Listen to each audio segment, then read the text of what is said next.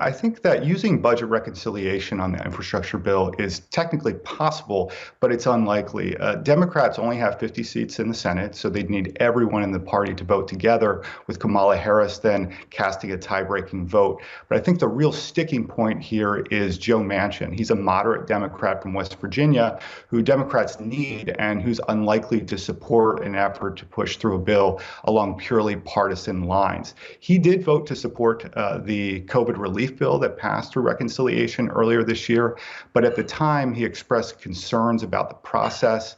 He seemed to be somewhat dissatisfied that Democrats didn't make a better effort to get Republicans on board. And he's already said publicly that he wants to see bipartisan compromise on infrastructure.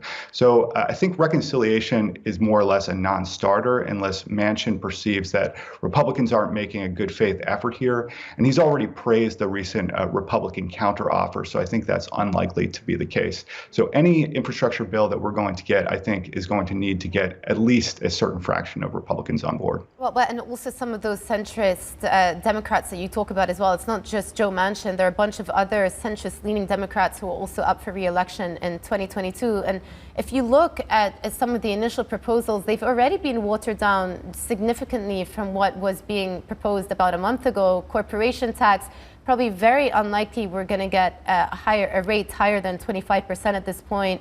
Capital gains tax looks like it's probably just going to be thrown out the window. So how are the Dems proposing to fund this?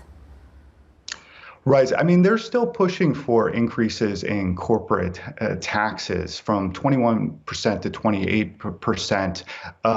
But I think that that's also kind of if not a non-starter for Republicans, certainly something that they're going to get considerable resistance on.